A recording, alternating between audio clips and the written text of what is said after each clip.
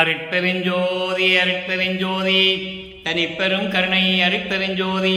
எல்லா உயிர்களும் இன்புற்று வாழ்க, வள்ளல் மலரடி வாழ்க வாழ்க, கொல்லா விரதம் குவளை எல்லாம் ஓங்குக, நல்லோர் நினைத்த நலம் பெறுக, நன்று நினைத்த எல்லோரும் வாழ்க இசைந்து.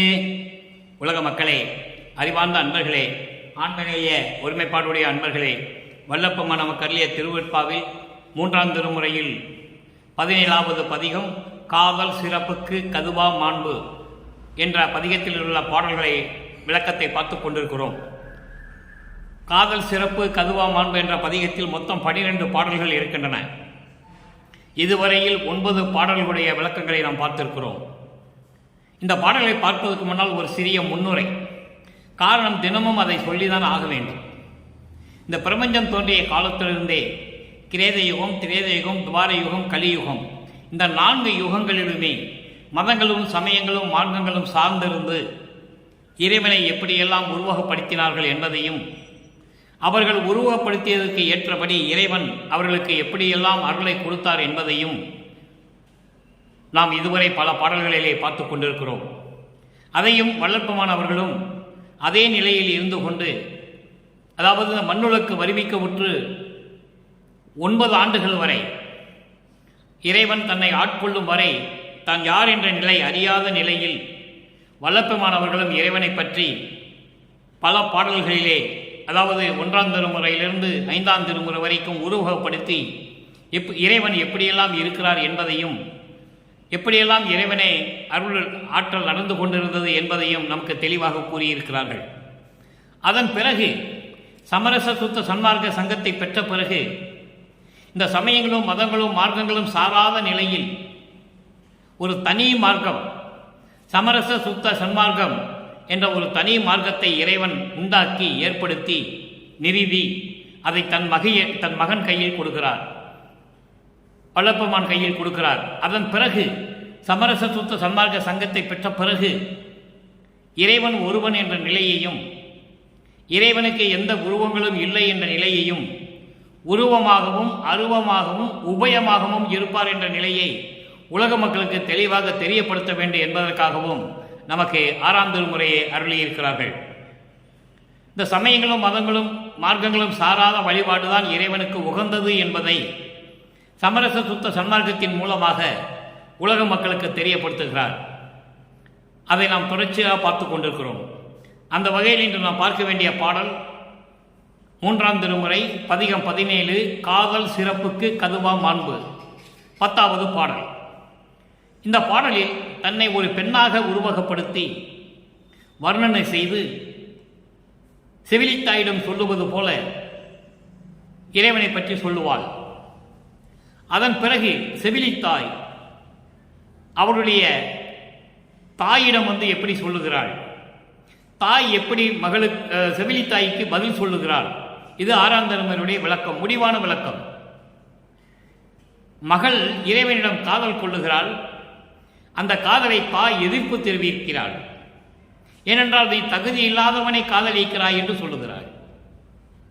அப்போ இந்த பாடலுடைய மைய கருத்து என்னவென்றால், இறைவன் மீது எப்படி காதல் கொண்டுள்ளார் வள்ளல் பெருமான்.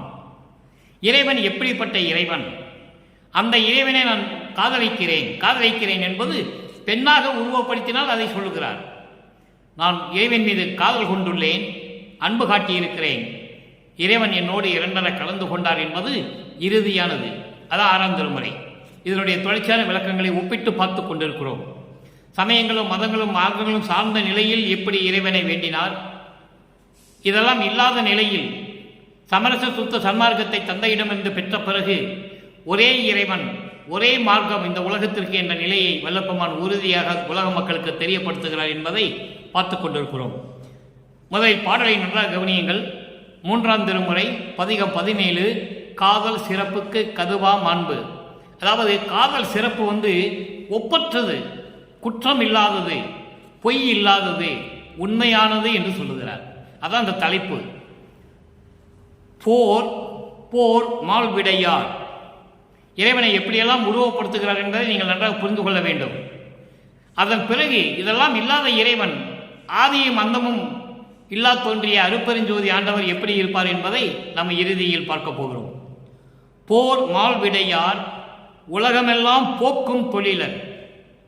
ஆனாலும் ஆர்வாள் சடையார், ஆர்வாள் சடையார் தம்மை அடைந்தார் ஆசை அளிப்பார், தம்மை அடைந்தோர் ஆசை ஒழிப்பார். ஆனாலும் தார்வாள் புயத்தார் மா விரதர் தவ ஞானியரே. ஆனாலும் நல்லா கவனிக்கணும், மா விரதர் தவ ஞானியரே. ஆனாலும் இறைவன் எப்படிப்பட்டவனாக இருந்தாலும் சரி, கார்வாள் குழலாய் நான் அவர் மேல் காதல் ஒளியேன் கனவினுமே.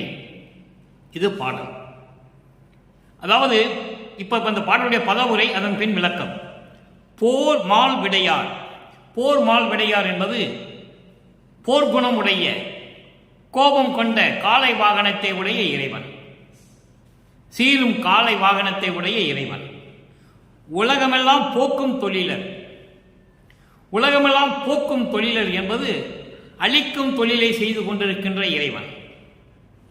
படைக்கும் தொழில் பிரம்மன், காக்கும் தொழில் திருமால், அழிக்கும் தொழில் ருத்திரன், மறைத்தல் தொழில் மகேஸ்வரன், அருள் பக்குவத்தை கொடுப்பது இறுதியாக சதாசிவம். ஆக அப்படிப்பட்ட அழுத்தல் தொழிலை செய்யக்கூடியவர் என்றாலும் சரி. ஆர்வாள் சடையார். ஆர்வாள் சடையார் என்பது, ஆறு என்பது கங்கை, கங்கையை தலையில் சூடிக்கொண்ட இறைவன், கங்கையை சடையில் தலையில் சூடிக்கொண்ட இறைவன். தம்மை அடைந்தோர் ஆசை ஒழிப்பார். தம்மை அடைக்கலம் என்று சொல்லி வணங்குகிறவர்களுக்கு ஆசை ஒழிப்பார். அவருடைய இச்சைகளை எல்லாம் தீர்த்து வைப்பார். ஆசை ஒழிப்பார் என்றால் இச்சைகளை எல்லாம் தீர்த்து வைப்பார். அவர்கள் என்னென்ன வேண்டுகிறார்களோ இச்சைகளை எல்லாம் தீர்த்து வைப்பார். ஆனாலும் தார்வாள் புயத்தார். தார்வாள் புயத்தார் என்பது, தார்வாள் புயத்தார் என்பது, தார் என்பது மாலைகள், மாலை அணிந்த அழகான தோள்களை உடைய இறைவன், மாலைகளை அணிந்து அழகாக தோன்றும் இறைவன். மாவிரதர் தவஞானியர். மாவிரதர் தவஞானியர் என்பது இறைவனை சமயங்களில் இருக்கும்போது சமய துறவி என்று சொல்லுகிறார். இறைவனை சமய துறவி என்று சொல்லுகிறார். சமய துறவி என்றாலும் கார்வாள் குழலாய், கார்மேகம் போன்ற அழகான கரும் கூந்தலை உடைய பெண்ணே, என் தோழியே, நான் அவர் மேல் காதல் ஒளியேன் கனவினுமே. நீயும் என் தாயும் என்ன சொன்னாலும் சரி, என் அழகான அதாவது கூந்தலை உடைய பெண்ணே, என் தோழியே, அவர் மீது கொண்டுள்ள காதலை நான் விடமாட்டேன் என்று சொல்லி இந்த பாடலை நமக்கு அருளியிருக்கிறார்கள். இப்போ இந்த பாடலுடைய பொருளை கோர்வையாக சொல்லுகிறேன், நன்றாக கவனியுங்கள். அதன் பின் சமயங்களும் மதங்களும் மார்க்கங்களும் சாராத நிலையில் சமரச சுத்த சன்மார்க்கத்தை இறைவனிலிருந்து பெற்ற பிறகு அவர் அந்த இறைவன் அருப்பெருஞ்சோதி என்ற நிலையில் எப்படி சொல்லுகிறார் என்பதை பார்க்கிறோம். ஏனென்றால் ஏன் ஒப்பிட்டு பார்க்க வேண்டும் என்றால், 200 வருடங்களாக வள்ளற் பெருமானை ஒரு சாதாரண துறவி என்றோ, யோகி என்றும், ஞானி என்றும், மருத்துவர் என்றும், பாடலாசிரியர் என்றும், பகுத்தறிவாளர் என்றும், சீர்திருத்தவாதி என்றும் என்றுதான் சொல்லிக் கொண்டிருக்கிறார்களே தவிர, அவர் இறைவனாகவே வருவிக்க உற்றவர் என்ற நிலையை மக்களிடம் யாரும் சொல்லவில்லை. இந்த பிரபஞ்சம் தோன்றிய காலத்தில் எத்தனையோ கோடி முனிவர்கள், ஞானிகள், எத்தனையோ பேர் தோன்றினார்கள். யாரும் நான் இறைவனாகவே வந்தவன் என்று யாரும் சொல்லவில்லை. இறைவனுடைய தூதுவராக வந்திருக்கிறார்கள். இறைவனாலே இங்கே பிறக்க செய்து, மனிதனாக பிறக்க செய்து, இறைவனுடைய ஆற்றலை பெற்றுக்கொண்டு குறிப்பிட்ட காலத்திற்கு பிறகு இறைவனை பற்றி பாடி போற்றி பாடிய பிறகு பஞ்சபூதங்களோடு சேர்ந்திருக்கிறார்கள், முக்தி அடைந்திருக்கிறார்கள், கர்ம சித்தி, யோக சித்தி அடைந்திருக்கிறார்கள். யாருமே ஞான சித்தியை பெற்றதில்லை என்பதை இங்கே நான் பதிவு செய்ய கடமைப்பட்டிருக்கிறேன். அந்த நிலையில் வள்ளற் பெருமான் மண்ணுளிக்கு வருவிக்க உற்றவர் என்பதை நீங்கள் புரிந்து கொள்ள வேண்டும். அதனால்தான் 1ஆம் திருமுறையிலிருந்து 4ஆம் திருமுறை இருக்கிற பாடல்களை ஒப்பிட்டு அதனுடைய விளக்கங்கள் 6ஆம் திருமுறையில் முடிவாகின்றன என்பதை நான் பார்த்து கொண்டிருக்கிறோம். அதை நீங்கள் புரிந்து கொள்ள வேண்டும். இப்போ இந்த பாடலுடைய விளக்கம் பாருங்க. போர்க்குணம் கொண்ட காளை வாகனத்தை உடையவர் என்றாலும் உலகத்தில் அழிக்கும் தொழிலை செய்து கொண்டிருக்கின்றவர் என்றாலும், கங்கையை தன் தலையில் சூடிய இறைவன் என்றாலும், தன்னை வணங்குவர்களுடைய இச்சைகளையெல்லாம் தீர்க்கக்கூடியவர் என்றாலும், அதோடு மட்டுமல்ல, அழகான அதாவது மாலைகளை அணிந்து கொண்டு அழகான தோளுடைய இறைவன் என்றாலும் என் தோள்கள் என்று சொல்லுவார். என் குணத்தை கொண்ட இறைவனை என் தோள்கள் கொண்ட இறைவன் என்று சொல்லுவார். அழகானவர் என்று சொல்லுவார், அமலன் என்று சொல்லுவார், விமலன் என்று சொல்லுவார். அற்புதமாக இருக்கும். அப்படி தார்வாள் புயத்தார் என்றாலும், சமய துறவி என்றாலும், அந்த நேரங்களில் காலகட்டங்களில் சமயங்களையும் மதங்களையும் மார்க்கங்களையும் சார்ந்தே இருந்திருக்கிறார்கள், இறைவன் உட்பட. இதில் எந்த விதமான மாற்றம் இல்லை. யாருமே சமரச சுத்த சன்மார்க்கத்தில் இல்லை, தெரியாது அவங்களுக்கு. அந்த நிலையில் இருக்கும்போது அப்படிப்பட்ட துறவியாக இருந்தாலும் சரி, முற்றும் துரிந்த முனிவனராக இருந்தாலும் சரி, என் பெண்ணை, அழகான கூந்தல் உடைய என் தோழியே, அவர் மீது கொண்டுள்ள காதலை நான் விடமாட்டேன், என்றும் விடமாட்டேன் என்று சொல்லி இந்த பாடலை நமக்கு அருளியிருக்கிறார்கள் நமது இறைவன் வல்லற்பமானவர்கள். சரி, இந்த பாடலை பார்த்து விட்டோம். ஏன் பிறகு 1ஆம் திருமுறையிலிருந்து 5ஆம் திருமுறை வரைக்கும் பாடல்களை கொடுத்தார் என்றால், உலக மக்கள் அந்தந்த காலகட்டங்களில் அப்படியெல்லாம் இருந்தார்கள் என்பதை தெரிவிப்பதற்காக. அதனால்தான் வள்ளல் பெருமானை ஒரு தாயின் வழியாக கொண்டு வருகிறார் அருட்பெருஞ்சோதி ஆண்டவர். தெளிவாக சொல்லுவார், உபசாரத்தால் பெற்ற தாய் என்பால் ஒருத்தியின் கருவறையில் நான் இருந்தபோது கருவறையிலே வந்து எனக்கு ஒளிகாட்டினாய், அருளமுதம் கொடுத்தாய், அமுத காற்று தென்றல் வீசினாய் என்றெல்லாம் சொல்லுவார். இந்த விளக்கமெல்லாம் சொல்ல வேண்டும் என்றால் நேரம் ஓடிக்கொண்டே இருக்கும். நான் தினமும் இது சொல்லிக் கொண்டிருப்பதுதான். அப்படிப்பட்ட இறைவனாகவே, குழந்தை இறைவனாகவே ஒரு தாயின் வயிற்றிலிருந்து இந்த மண்ணுலகிற்கு வருவிக்க செய்தவர். இறைவனால் இறைவனாகவே வருவிக்க உற்றவர் வல்லற்பமானவர்கள். அதை நீங்கள் புரிந்து கொள்ள வேண்டும். 200 வருடங்களாக இதை மக்களிடம் யாரும் சொல்லவில்லை என்பதுதான் வியப்பான விஷயம். காரணம், அவங்களால் சமயங்களையும் மதங்களையும் மார்க்கங்களையும் விட்டு வெளியே வர முடியவில்லை. அதனால் வள்ளல் பெருமானை சுத்த சன்மார்க்கத்தை சேர்ந்த சமரச சுத்த சன்மார்க்கத்தில் இருந்து கொண்டிருக்கின்ற இறைவன் மக்களிடம் யாரும் சொல்லவில்லை. அவர் எதுவுமே தேவையில்லை என்று சொன்னதனால் இவரை ஒதுக்கி விட்டார்கள். ஆனால் இறைவன் ஒதுங்குவதில்லை, வேடிக்கை பார்த்து கொண்டிருக்கிறான் என்பதை இங்கே நான் சொல்ல கடமைப்பட்டிருக்கிறேன். இப்போ 6ஆம் திருமுறைக்கு வந்த பிறகு, இறைவன் தன்னை ஆட்கொண்ட பிறகு, 9வது ஆண்டில் இறைவன் தன் மகனை ஆட்கொண்ட பிறகு, வல்லற்பமான் குழந்தை இறைவனுடைய வல்லற்பமானுடைய நிலை மாறுகிறது. சமயங்களும் மதங்களும் மார்க்கங்களும் இல்லாத ஒரு நிலை அவருக்கு கிடைக்கிறது. சமரச சுத்த சன்மார்க்கத்தை நிறுவியவர் அருட்பெருஞ்சோதி ஆண்டவர். அதை மகனிடம் கொடுப்பது ஒவ்வொரு காலகட்டத்திலும் எப்படி மகனுக்கு அருளை கொடுக்க வேண்டும் என்று சொல்லி ஒவ்வொரு பருவத்திலேயும் கொடுக்கிறார். 6 மாத குழந்தையிலே கருவையிலே பார்த்த தந்தை, அதுக்கப்புறம் 6 மாதத்திலே நடராஜனை தரிசிக்க சென்ற போது தில்லையிலே சிவரகசியத்தை காட்டிய தந்தை, அதன் பிறகு 9வது ஆண்டிலே வந்து மறைப்பை நீக்கிய தந்தை, அதன் பிறகு 12வது ஆண்டிலே அவருக்கு தத்துவங்களை கணக்கு செய்து தன் மகனை சிவவெளிக்கு அழைத்து சென்ற தந்தை,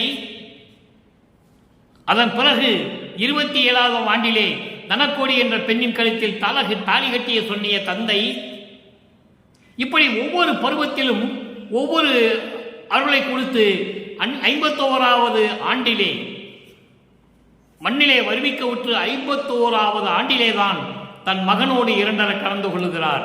இதைத்தான் வல்லற்பமான் சொல்லுவார், முன்பருவம் பின்பருவம் காட்டி அருளினாய் என்று சொல்லுவார். அற்புதமாக இருக்கும்.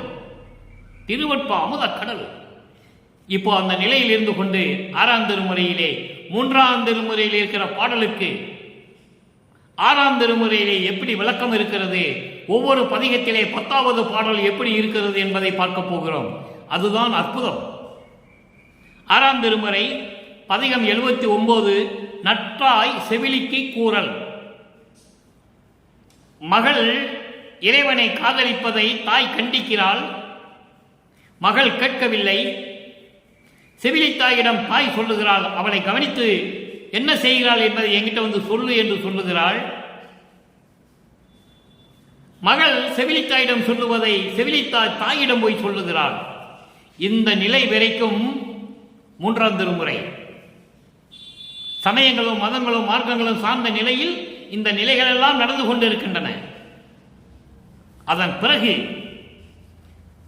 தாய் செவிலித்தாயிடம் மகளை பற்றி சொல்லும்போது ஆறாம் திருமுறை வந்து விடுகிறது. அங்க சமயங்கள் மதங்கள் மார்க்கங்கள் எதுவுமே இல்லை, எந்த வழிபாட்டு குறியீடுகள் இல்லை. எப்படி இறைவனை வணங்க வேண்டும் என்று சொல்லுகிறார், அதை நீங்கள் நன்றாக கவனித்துக் கொள்ள வேண்டும். நற்றாய் செவிலிக்கு கூறல் 10வது பாடல்.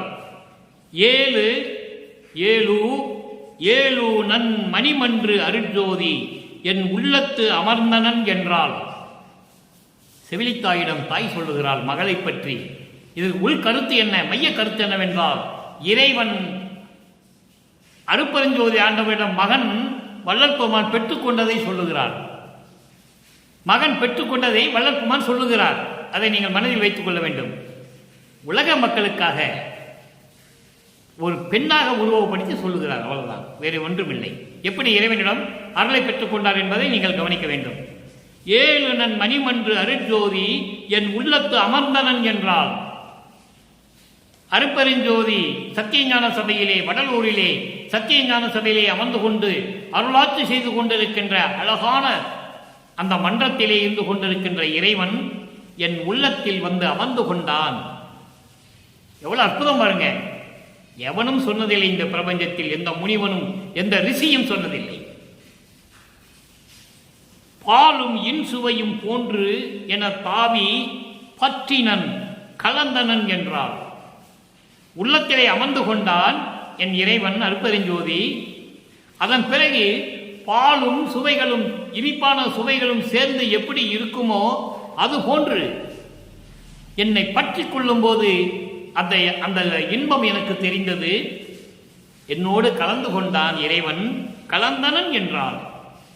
சாலும் எவ்வுலகமும் தலைக்க, நல்லா கவனிக்கணும் நீங்க, சாலும் எவ்வுலகமும் தலைக்க எந்தனக்கே, எனக்கு மட்டும், வேற இந்த பிரபஞ்சத்தில் எந்த பத தலைவனுக்கும் எந்த அதிகார தலைவனுக்கும் யாருக்குமே கிடையாது என்று சொல்லுகிறார். விண்ணுலகத்திலே இருக்கின்ற தேவர்களுக்கும் சரி, எனக்கே மட்டும் சக்தியை அளித்தனன் என்றால் எல்லா உலகங்களும் இன்புற்று வாழ வேண்டும் என்பதற்காக, எல்லா உலகங்களும் இன்புற்று வாழ வேண்டும் என்பதற்காகவும் எல்லா இன்பங்களையும் போதும் போதும் என்று சொல்லுகின்ற அளவுக்கு, அதான் இங்க சொல்லுகிறார் சாலும். சாலும் அப்படின்னா போதும் போதும் என்று சொல்லுகின்ற அளவுக்கு, போதும் போதும் என்று சொல்லுகின்ற அளவுக்கு எல்லா உலகங்களில் இருக்கின்ற உயிரினங்களும் சரி, அண்டங்களிலும் பிண்டங்களிலும் சரி, எல்லா உயிர்களும் இன்புற்று வாழ வேண்டும் என்பதற்காக எனக்கு மட்டும் சக்தியை கொடுத்தான். எவ்வளவு அற்புதமா சொல்றார் பாருங்க. அடுத்து சொல்றார் பாருங்க, மேலும் எக்காலும் அழிவிலேன் என்றான். அற்புதமா சொல்லிட்டார். இதெல்லாம் தினமும் பார்த்து கொண்டிருக்கிறோம். ஒவ்வொரு யுகத்திலும் வல்லற்பெருமான் இருந்தவர் என்பதை மக்களிடம் சொல்லுவதற்கு கூட மறைத்து விட்டார்கள். 1ஆம் திருமுறையிலிருந்து 6ஆம் திருமுறை வரைக்கும் வல்லற்பெருமான் சொன்னதை மக்களிடம் யாரும் சொல்லவில்லை, பொதுப்படையாக பேசினார்கள். வல்லப்பம் மருதூரிலே சென்னை இருக்கும் ராமையா பிள்ளைக்கும் 5வது குழந்தையாக பிறந்தார். அப்புறம் சென்னைக்கு போனாங்க, சென்னையில இருந்தாரு, பிரசங்கம் பண்ணாரு, முருகனை பத்தி பாடினாரு. அப்புறம் இங்க வந்துட்டாரு, சிதம்பரத்துக்கு போனாரு, தர்மசாலையை வச்சாரு, சத்தியஞான சபையை கட்டினாரு. அதுக்கப்புறம் மேட்டுக்குளத்தூர் ரூமுக்குள்ள போனாரு, கதவு பூட்டிக்கிட்டாரு. இப்படி பொதுப்படையாக தான் பேசினார்களே தவிர கருவில் இருந்து 51 வருடங்களும் இறைவனிடம் பெற்ற பெருமைகளையும் அருள்களையும் யாருமே சொல்லவில்லை. அதை திருவருட்பாவிலே இருப்பதை நாம் இப்போது பார்த்துக் கொண்டிருக்கிறோம். அடுத்து பாருங்க, இப்போ தாய் செவிலித்தாய்க்கு சொல்லியாச்சு மகளை பத்தி. அதாவது இறைவனிடம் பெற்ற அருளை வல்லற்பெருமான் கூறிவிட்டார். எக்காலும் அழிவிலேன் என்றால், நான் எந்த காலத்திலும் எனக்கு அழிவு இல்லை. அப்படி என்றால் என்ன அர்த்தம்? மரணமில்லா பெருவாழ்வில் இருந்து கொண்டிருக்கிறேன். இதைத்தான் அருட்பெருஞ்சோதி அகவலிலே சொல்லுவார். ஊழிது ஒரு ஊழி உளவினும் ஊழில் ஒரு ஊழி உளவினும் வாழி என்று எனக்கு வாய்த்த நன்னிதியே என்று சொல்லுவார். அதே மாதிரி 6ஆம் திருமுறையில் பல பாடல்களிலே சொல்லுவார், ஊழில் ஒரு ஊழி உயிர் தலைத்து ஓங்கினன், ஊழில் ஒரு உளவினும் அழியா உடம்பை அளித்தனன். பல இடங்களிலே சொல்லுவார். அதைதான் இங்கே சொல்லுகிறார், எக்காலும் அழிவிலேன் என்றார். நான் மரணமில்லா பெருவாழ்வில் இருந்து கொண்டிருக்கின்றவன், பிரபஞ்சம் தோன்றிய காலத்திலிருந்தே இறைவனோடு இருந்தவன் என்று சொல்லுவார். புதிய நல்லேன் தொன்று சுட்டு உனது பூங்கடலுக்கு அன்பு பூண்டவன் என்று சொல்லுவார். 1ஆம் திருமுறையிலே சொல்லுவார். அற்புதமாக இருக்கும். 2ஆம் திருமுறையிலே சொல்லுவார், புதுமையன் அல்லேன், புதுமையன் என்று என்னை போக்குதுரோனில் பூர்வித்தினும் உன் பூங்குழலுக்கு அன்பு பூண்டவன் என்று சொல்லுவார். இருப்பினும் அந்த பலன் கணக்கினை பார்ப்பதில் என்னே எப்படி சொல்வார்? நான் உனக்கு மகனாக தானே இருந்தேன் விண்ணுலகத்திலே, வேண்டும் என்றுதானே என்னை நீ மண்ணுலகத்துக்கு வருவிக்க செய்தாய். சமரச சுத்த சன்மார்க்கத்தை மக்களிடம் சொல்வதற்கு நீதான் தகுதியானவன் என்று சொல்லி ஒரு தாய் வயிலே கருவாக வைத்து என்னை வரவழைத்தாய், வருவிக்க செய்தாய். தெளிவாக சொல்லுவார். அடுத்து பாருங்க, ஒரு பதிகம் 83 அருப்பெருஞ்சோதி அடைவு 10வது பாடல். 10வது பாடல். நிலத்தே புழுத்த புழுவும் அல்லேன், நிலத்தே புழுத்த புழுவும் அல்லேன், நிலத்து இழிந்த மலத்தே புழுத்த புழு அணையேனை, அவ்வான் துதிக்கும் குலத்தே தலைமை கொடுத்து என் உள்ளத்தில் குலவுகின்றாய், தலத்தை அருப்பெருஞ்சோதி அப்பா என் தயாநிதியே. இது பாடல். அதாவது நிலம் என்பது மண்ணு. இந்த மண்ணில தோன்றுகின்ற புழு மட்டுமல்ல நான், அதைவிட கேவலமாக நிலத்திலே இருந்த மலம் இருந்த, நிலத்திலே இருக்கின்ற மலத்தில், அந்த மலத்திலே உருவான புழு போன்றவனை. நிலத்தில புழு கூட அதுக்கு ஒரு சிறப்பு இருக்கான். எப்படி சொல்றார் பாருங்க, நான் மலத்தில் பூத்த புழு போன்று இருந்தவனும் இருந்தாலும் சரி, அவ்வான் துதிக்கும் குலத்தே, மாணவர்கள் எல்லாம் போற்றக்கூடிய குலம் சமரச சுத்த சன்மார்க்க குலம். அந்த குலத்துடைய தலைமையை என் உள்ளத்தில், அந்த தலைமையை கொடுத்து, அதற்கு தகுதியானவன் நீதான் மகனே என்று அந்த தலைமையை எனக்கு கொடுத்து என் உள்ளத்தில் குலாவுகின்றாய், என் உள்ளத்தில் கலந்து உவந்து கலந்து மகிழ்ந்து சூழ்ந்து குலவுகின்றாய். தெளிவாக சொல்லுகிறார். அப்போ சமரச சுத்த சன்மார்க்க குலத்தினுடைய தலைவன் யார்? அந்த தலைமை பதவி, தலைமை பதவியை மகனிடம் கொடுக்கிறார் என்று சொல்லும்போது, சமரச சுத்த சன்மார்க்க சங்கத்தை உருவாக்கியவர் நிறுவனர் அருப்பெருஞ்சோதி ஆண்டவர். அந்த தலைமையை மகனிடம் கொடுக்கிறார். நீதான் மகனே பொதுச் செயலாளர், செயலாற்றுக என்று சொல்லி நிரந்தர பொதுச் செயலாளர். இதுல போட்டியோ பொறாமையோ யாருக்கும் கிடையாது. இறைவன் எடுத்த முடிவு இனிதான முடிவு.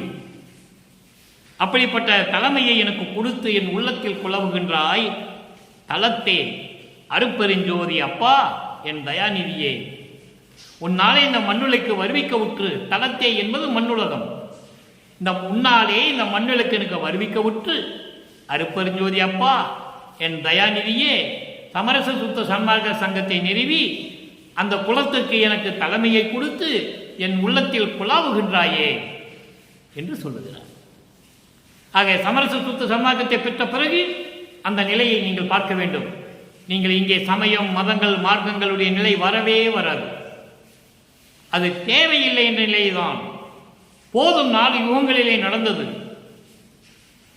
இப்போ நம்ம ஒளியுகத்தில் இருந்து கொண்டிருக்கிறோம், சமரச சுத்த சன்மார்க்க காலத்தில் இருந்து கொண்டிருக்கிறோம் என்பதை நமது இறைவன் வல்லற்புமன் அவர்கள் தெளிவாக நமக்கு அருளி இருக்கிறார்கள்.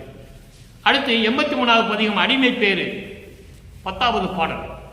அன்பர்களே, விளக்கம் சொல்ல வேண்டுமென்றால் எவ்வளவு வேண்டுமென்றால் சொல்லலாம். ஆனால் நமக்கு நேரம் பற்றவில்லை. நான் செய்த நற்றவந்தான் யாதோ நபிற்ற அரிது, வான் செய்த தேவரெல்லாம் வந்து. அன்பர்களே, நன்றாக கவனியுங்கள், அற்புதமான இடம். வான் செய்த தேவரெல்லாம் வந்து ஏவல் தான் செய்து தம்பலம் என்றே மதிக்க தான் வந்து என்னுள் கலந்தான் அம்பலவன் தன் அருளினாள். இதுக்கு அர்த்தம் என்ன தெரியுமா? நான் என்ன தவம் செய்தேன் என்று எனக்கே தெரியவில்லை, அதை சொல்லவும் முடியாது. தவம் செய்வது என்பது சமரச சுத்த சன்மார்க்க சங்க, அதாவது இந்த நிலையில், அந்த நெறியில், சத்திய நெறியில் தவம் என்பது கண்ணை மூடிக்கிட்டு மனக்கணக்கில் உட்கார்ந்துட்டு தூங்குறது இல்லை. நல்லா புரிஞ்சுக்கணும். நீங்க கண்ணை திறந்து பார்த்துக்கொண்டு முன்னாலே தீபத்தை வைத்துக்கொண்டு புலையும் கொலையும் தவிர்த்து சைவ நெறியில் இருந்து கொண்டு ஒருமை உணர்வோடு, ஆண்மநேய ஒருமை உணர்வோடு, தயவோடும் கருணையோடும் உட்கார்ந்து கொண்டு அருப்பெருஞ்சோதி அருப்பெருஞ்சோதி தனிப்பெருங்கனை அருப்பெருஞ்ச மகாமந்திரத்தை சொல்லிக்கொண்டே இருக்க வேண்டும். அதான் தவம். கடலுக்கடியில் போய், மலைக்கடியில் போய், கோயிற்கடியில் போய் இருக்க வேண்டிய அவசியம் இல்லை. அதெல்லாம் சொல்ல முடியாது என்று சொல்கிறார். நான் செய்த நற்றவன்தான் யாதோ நவிற்றது அரிது, வான் செய்த தேவரெல்லாம் வந்து எப்படி வல்லற்பமானை வணங்குகிறார்கள் என்பதை நீங்கள் பார்க்க வேண்டும். வான் செய்த தேவரெல்லாம் வந்து ஏவால் பான் செய்து எனக்கு பணிவிட செய்து, என்னை வணங்கி எனக்கு பணிவிட செய்து என்று சொல்வார். பல இடங்களில் அற்புதமாக சொல்வார். நண்பர்களே, அற்புதமாக இருக்கும். இதெல்லாம் வல்லற்பமானை பற்றி மக்களிடம் யாரும் சொல்லவில்லை. வான தேவர்கள் எல்லாம் வந்து இவருக்கு பணிவிட செய்து அருள் வல்லமத்தோடு என்னை வணங்கி, அருளோடு என்னை வணங்கி வணங்கி வாழ்த்துவதற்காக நீ என்னுள் வந்து அமர்ந்து கொண்டாய். அப்போ தன்னுடைய நிலையை எப்படி சொல்றார் பாருங்க. தம்பலம் என்றே மதிக்க தான் வந்து என்னுள் கலந்தான். இறைவனை தேடுகிறார்கள். யாருக்கும் இறைவன் காட்சி கொடுத்ததில்லை. பல யுகங்களாக இறைவனை தேடுகிறார்கள். அப்படிப்பட்ட இறைவன் தன் மகனோடு இரண்டரை கலந்து கொள்ளுகிறார். அதனால் எல்லாரும் வந்து எனக்கு பணிவிட செய்து, நீ என்னோடு இரண்டரை கலந்ததனால் இந்த தேவர்கள் எல்லாம் வந்து எனக்கு பணிவிட செய்து என்னை வணங்குகிறார்கள், பயபக்தியோடு வணங்குகிறார்கள். தம்பலம் என்றே மதிக்க, தம்பலம் என்றே மதிக்க தான் வந்து என்னுள் கலந்தான், அம்பலவன் தன் அருளினால்.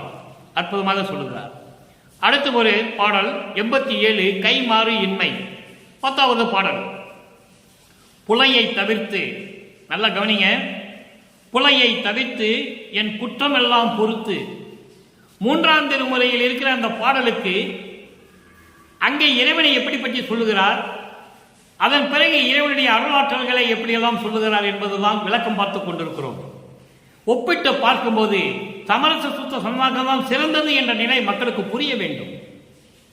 என் குற்றம் எல்லாம் பொறுத்து ஞான பூரணமா நிலையை தெரித்து சன்மார்க்க நீதி பொதுவில் நிறுத்தமிடும் மலையை காட்டி அதன் அடியில் வயங்க இருத்தி சாகாத கலையை கொடுத்தாய், நின்றனக்கு கைமாறு ஏது கொடுப்பேன். அற்புதமான இடம் பாடம். புலையை தவிர்த்து, புலையை தவிர்த்து என்பது இழிவு நிலைகளை தவிர்த்து, இழிவு நிலைகளை தவிர்த்து என்பது சமயங்களையும் மதங்களையும் மார்க்கங்களையும் தடுத்து நிறுத்தி அந்த நீதியில் என்னை செல்லாதபடி நிறுத்தி, அதான் தவிர்த்து என்று சொல்லுகிறார். நல்லா புரிஞ்சுக்கணும். நீங்க புலையை தவிர்த்து என்பதற்கு இதற்கே விளக்கம் 5 மணி நேரம் நான் சொல்லுவேன். நமக்கு நேரம் பற்றவில்லை. சமயங்களிலும் மதங்களிலும் மார்க்கங்களிலும் சொல்லப்பட்ட நெறிகளை எல்லாம் ஒழித்து அந்த நிலையை தவிர்த்து என் குற்றம் எல்லாம் பொறுத்து. ஏன் என் குற்றமெல்லாம் பொறுத்து என்று சொல்லுகிறார் என்றால், நான் யார் என்ற நிலையில் தெரியாத இருந்தபோது எப்படியெல்லாம் நான் சொல்லிவிட்டேன், எப்படியெல்லாம் உன்னை பற்றி நான் பாடிவிட்டேன். இது தவறல்லவா? சமயங்களையும் மதங்களையும் மார்க்கங்களையும் சார்ந்து கொண்டு நான் எப்படியெல்லாம் இருந்து விட்டேன். அந்த குற்றங்களை எல்லாம் பொறுத்து பிறகு இவர் போய் என்ன குற்றம் செஞ்சாரு? ஒன்றும் குற்றம் செய்யல. தெரியாத நிலையில் எப்படியெல்லாம் நான் சமயங்களையும் மதங்களையும் மார்க்கங்களையும் சார்ந்து இருந்து விட்டேன் என்ற அந்த குற்றத்தை எல்லாம் பொறுத்து மன்னித்து ஞான பூரணமா நிலையை தெரித்து படிப்படியாக கொண்டு வர பாருங்க. சமயங்களையும் மதங்களையும் மார்க்கங்களையும் தவிர்த்து நான் தெரியாமல் செஞ்ச குற்றத்தை எல்லாம் மன்னித்து ஞான பூரணமா நிலையை தெரித்து. ஞான பூரணமா நிலை என்பது கடவுள் நிலை அறிந்து, அதுதான் 16வது நிலை. சரியை கிரியை யோக ஞானம் முதலிலே இருக்கின்ற 12 நிலைகளும் சமயங்களும் மதங்களும் மார்க்கங்களும் சார்ந்த நிலை. ஞான சரியிலிருந்து ஆரம்பிக்கிறது. அப்படிப்பட்ட ஞான பூரணமா நிலையை எனக்கு தெரிவித்து சமரச சன்மார்க்கத்தை சொல்ற பாருங்க. சன்மார்க்க நீதி பொதுவில் சமரச சுத்த சன்மார்க்க சத்திய நெறிகளை கொண்ட சத்திய ஞான சபையிலே ஆடும் சேவடியை காட்டி, நல்லா கவனிக்கணும் நீங்க, நிறுத்தமிடும் என்றால் நடனம் ஆடுகின்ற சேவடி, மலையை காட்டி நடனமாடுகின்ற திருவடியை காட்டி என்று சொல்வார். இது இங்கே ஆடும் சேவடி.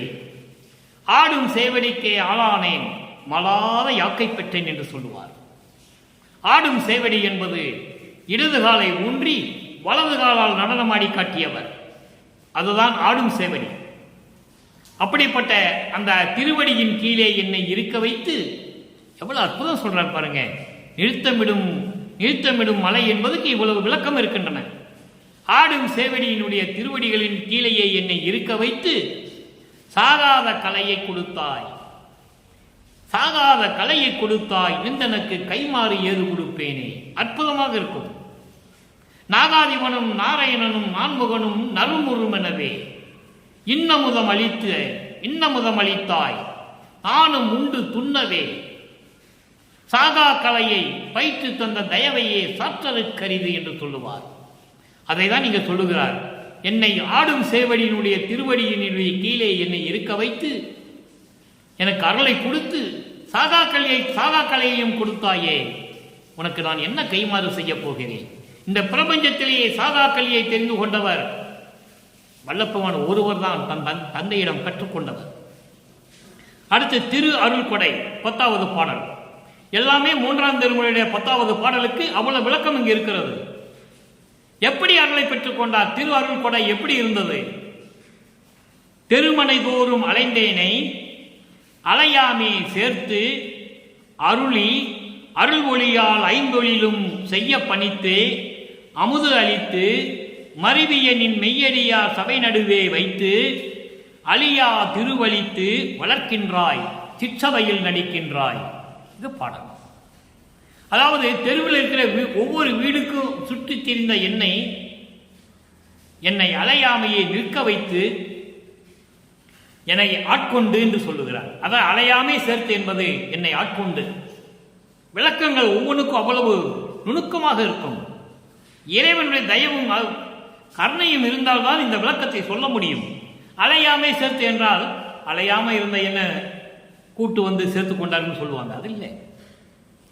தெருவாக அறியாமையில் இறைவனை தேடி சென்ற போது, தெருவாக நான் சென்ற போது என்னை ஆட்கொண்டு அருளி அருள் ஒளியால் 5 செய்ய பணித்தே. 5 நீயே செய் மகனே என்று எனக்கு சொல்லி கட்டளையிட்டு அமுது அளித்து, சோறு வடை பாயாசம் எல்லாம் கொடுக்கல. நல்லா கவனிக்கணும் நீங்க. எல்லா இடத்துலையும் மடப்பள்ளி, தூங்குற பள்ளி, எல்லா பள்ளியும் இருக்கும். ஆனா தர்மசாலையிலேயோ சத்தியஞான சபையிலேயோ இங்கே சித்தி வளாகத்திலேயோ மடப்பள்ளியும் கிடையாது, ஊஞ்சல் கிடையாது, குடிக்கிறதுக்கு பன்னீர் வச்ச தெப்பம் கிடையாது. வேற எப்படி இறைவன் இருப்பார்? அப்படிதான் அந்த நிலைதான் இறைவன் நிலை. அதை நீங்கள் புரிந்து கொள்ள வேண்டும். அமுது அளித்து மருவியனின் மெய்யடியார் சபை நடுவே வைத்து உனது சாதுக்கள், சமரச சுத்த சன்மார்க்கத்தை சேர்ந்த சாதுக்களுடைய சபையினுடைய நடுவிலே என்னை இருக்க வைத்து அழியா உடமையும் கொடுத்து திருவழித்து அழியா வடிவத்தை கொடுத்து வளர்க்கின்றாய், சிற்சபையில் நடிக்கின்றாய். அடுத்து உற்றது உரைத்தல் 90வது பதிகம். உற்றது உரைத்தல் இறைவனிடம் பெற்றுக்கொண்டதை இந்த உலக மக்களுக்கு சொல்லுகிறார். இறைவனிடம் தான் பெற்றுக்கொண்டதை உலக மக்களுக்கு சொல்லுகிறார். 10வது பாடல். பெற்றேன் என்றும் இரவாமை வேதம் தவிர்ந்தே இறைவன் என்னை உற்றை கலந்தான், நானும் அவனை உற்றை கலந்தேன் ஒன்றானோம், எற்றை அடியேன் செய்ததும் யாரே புரிந்தார். எவ்வளவு அற்புதமா சொல்ற பாருங்க. எற்றை அடியேன் செய்ததும் யாரே புரிந்தார், இன்னமுதம் துற்றே உலகீர் நீ விரலாம் வாழ்க வாழ்க துணியற்றே. இறைவனம் தான் பெற்றுக்கொண்டதை எவ்வளவு தெளிவாக சொல்லுகிறார் என்பதை அன்பர்கள் நீங்கள் பார்க்க வேண்டும். பெற்றேன் என்றும் இரவாமை, வேதம் தவிர்ந்தே என்னை இறைவன் உற்றை கலந்தான். இவன் சிறியவன் மகன் என்று கூட பார்க்காமல், வேதம் பார்க்காமல் என்னோடு கலந்து கொண்டான். நானும் அவனோடு கலந்து கொண்டேன். 2 பேரும் ஒன்றாகிவிட்டோம். அதனால்தான் இறைவன் ஒருவன் என்ற நிலையை சொன்னார். என்னை வணங்க வேண்டாம், அருட்பெருஞ்சோதியை வணங்குங்கள். ஏனென்றால் நாங்கள் 2 பேரும் ஒன்றாகிவிட்டோம். இறைவன் ஒருவன் என்ற நிலையை இந்த உலகம் ஏற்றுக்கொள்ள வேண்டும். இறைவன் ஒருவன் தான் என்று சொல்லி என்னோடு இறந்த கலந்து கொண்டான். நான் செய்த தவம் யாரே புரிந்தார்கள். இறைவனுடைய அருளை பெற்று உலக மக்களே நீங்கள்லாம் வாழ்க வாழ்க துணியற்றே, துன்பம் இல்லாமல் நீங்கள் வாழ வேண்டும் என்று சொல்லுகிறார். இறுதியாக ஒரே ஒரு பாடல் நண்பர்களே, 97வது பதியும் பொன் வடிவப்பேறு 10வது பாடல். ஒப்பு உயர்வு ஒன்றில்லா ஒருவன். இறைவன் எப்படிப்பட்ட இறைவன் என்பதை சொல்லுகிறார். 3ஆம் திருமுறையிலே பல வடிவங்களிலே உருவகப்படுத்தி சொல்லுவார். அங்கே சமயங்களும் மதங்களும் மார்க்கங்களும் சார்ந்த நிலையில் எப்படியெல்லாம் இறைவனை அழைத்தார்கள் என்று சொல்லுகிறார். சமரச சுத்த சன்மார்க்கத்தை பெற்ற பிறகு இறைவன் எப்படி இருக்கிறான்? ஒப்பு உயர்வு ஒன்றில்லா ஒருவன், யாருக்கும் நிகரமில்லாத இறைவன், யாருக்கும் நிகரில்லாத இறைவன், யாருக்கும் சமமாகாத இறைவன், ஒரே ஒரு இறைவன், அவன்தான் ஒருவன். அந்த ஒருவன் தான் அருட்பெருஞ்சோதி. அருட்பெருஞ்சோதி அப்பன் எல்லாம் வல்ல திருவம்பலத்தான் அவன்தான். இப்புவியில் வந்தான். எதுக்கு வந்தான்? இந்த புவிக்கு, இந்த மண்ணுலகிற்கு எதுக்கு வந்தான்? அவனாலே என்னால் வருவிக்க உற்று, இறைவனால் நான் இந்த மண்ணுலகிற்கு வருவிக்க உற்றதனால் இந்த புவிக்கு வந்தான். இப்புவியில் வந்தான். இரவி வருவதற்கு முன் கருணை தந்தான், என்னுள் கலந்தான் தான். இது பாடல். மண்ணுலகிற்கே வந்தான். எதற்கு? என்னை ஆட்கொள்வதற்காக.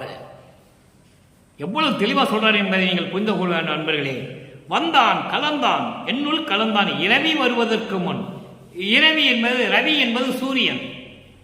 சூரியன் உதிப்பதற்கு முன்னால், அதாவது தோராயமாக சொல்ல வேண்டும் என்றால் இரவு 12 மணியிலிருந்து 4 மணிக்குள் இடைப்பட்ட காலத்தில் மண்ணுலகிற்கு வந்தான், என்னோடு கலந்து கொண்டான் என்று சொல்லுவார். அதைத்தான் சொல்லுகிறார். 30/1/1874 இரவு 12 மணிக்கு அந்த திருவரையிலே கதவை தாளிட்டுக் கொண்டார். தாளிட்டுக் கொண்டார் என்றால் சும்மா சாத்தினார், அவ்வளவுதான். பார்க்கிறது கூட யாருக்கு அந்த காலத்தில் தகுதி இல்லை. அப்போ சாத்தி கொண்ட பிறகு இறைவன் தன்னோடு இரண்டரை கலந்து கொண்டான் என்பதை இங்கே சொல்லுகிறார். என் சாமி, என் துரை, என் உயிர் நாயகனார் இன்று நான் வந்து இறக்கும் இடத்தில் அமர்கின்றார். பின்சாரும் 2.5 நாளிகைக்குள் என் பேர் உடம்பில் கலந்து உள்ளத்தை பிரியாது இருப்பார். இதுதான் கடைசி பாடல், திருமறையினுடைய 6ஆம் திருமுறையுடைய கடைசி பாடல். இன்னும் திருமுறைகள் இருக்கின்றன. சமரச சுத்த சன்மார்க்க காலத்தில் வெளிப்படும் என்று சொல்லியிருக்கிறார். அதற்கான காலம் வந்து கொண்டிருக்கிறது.